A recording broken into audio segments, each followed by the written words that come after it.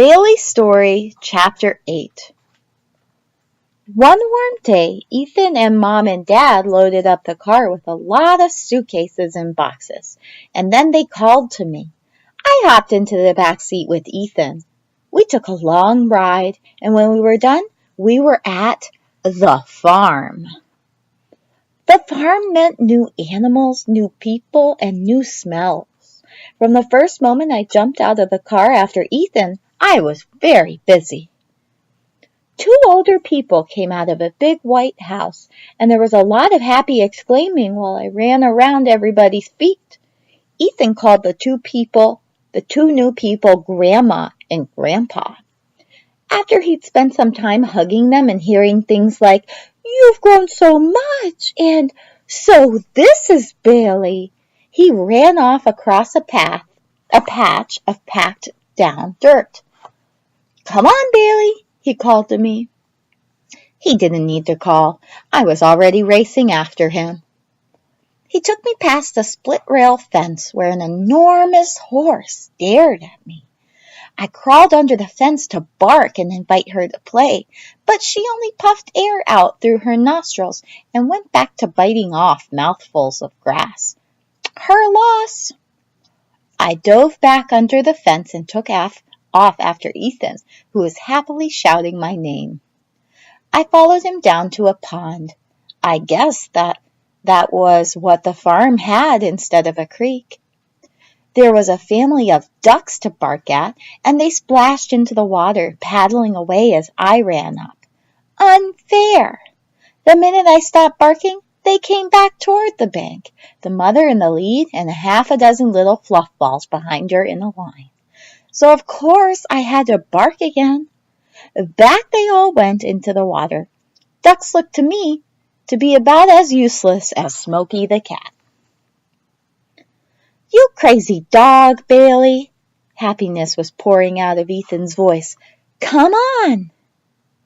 We went running back to the big white house. Dad left after a few days, but Mom stayed with us on the farm that whole summer. Ethan slept on the porch, and I slept right there with him, and no one even pretended that the arrangement should be different. Grandpa liked to sit in a chair and scratch my ears.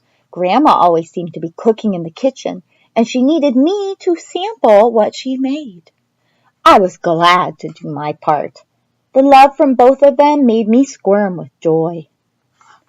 Outside there was no yard, only a big open field with a fence. The horse, whose name was Flare, stayed inside the fence all day, eating grass. It was a strange thing, though. I never saw her throw up once. She did leave big brown piles all over the field, which smelled interesting but tasted dry and bland. I only ate a couple of them.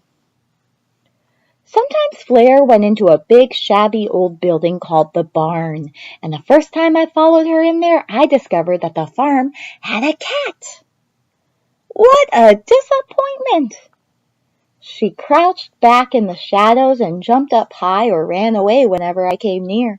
Well, that made her a better cat than Smokey, at least. Beyond the barn were woods that were fun to explore, and it was always worth checking out the pond to see if the ducks needed to be barked at. The boy liked the pond too. He would put me in an old rowboat and push it out in the water. Then he would pull out a pole with a string attached, stick a worm on the string, and drop the worm over the side. Sometimes he'd pull out a small wriggling fish for me to bark at. Then he'd let it go. "It's too little, Bailey," he said, "but one of these days I'm going to catch a big one." One afternoon, after we'd been at the farm a few weeks, Ethan was at a table and Mom was stretched out on the couch with a book, and Grandma had gone upstairs to lie on her bed, which meant that the kitchen didn't smell as good as usual. I decided to explore a little more of the woods. I hadn't gotten very far when I'd caught sight of the black cat from the barn, waddling slowly away from me. Of course, I took off after her. It was funny.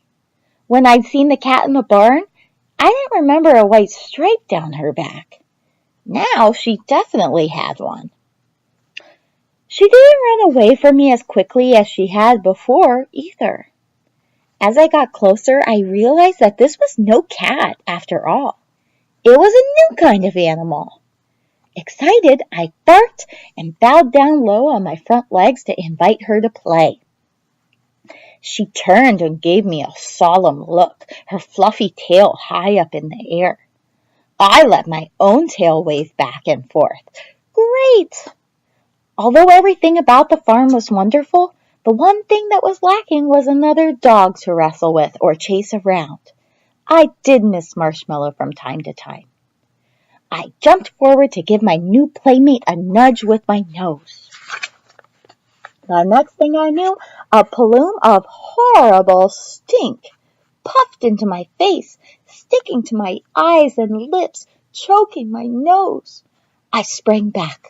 What had just happened? Half blind, helpless, I retreated, stumbling over sticks and roots, making my way back to the house. "Skunk!" Grandpa announced when I scratched at the back door to be let in. "Oh, you're not coming in, Bailey."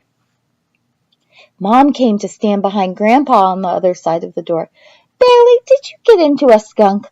"Ugh, you sure did."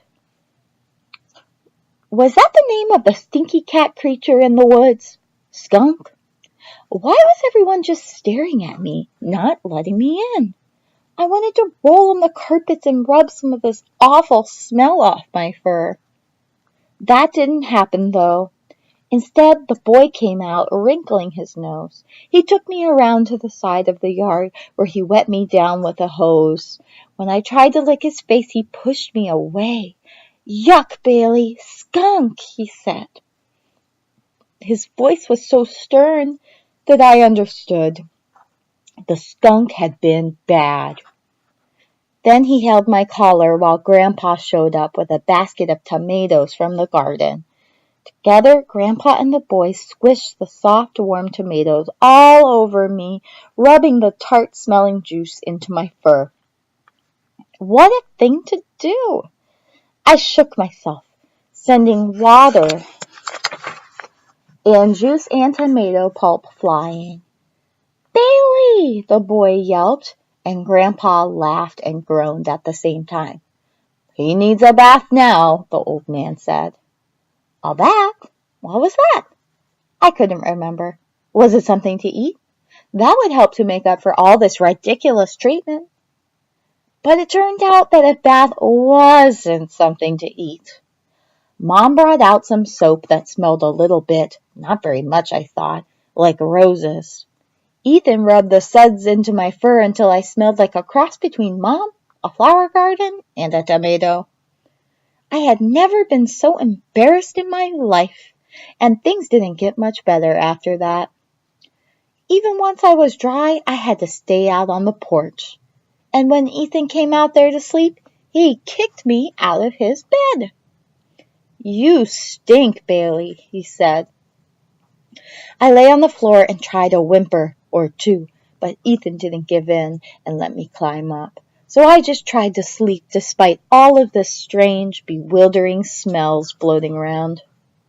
When morning finally came, I gulped down breakfast.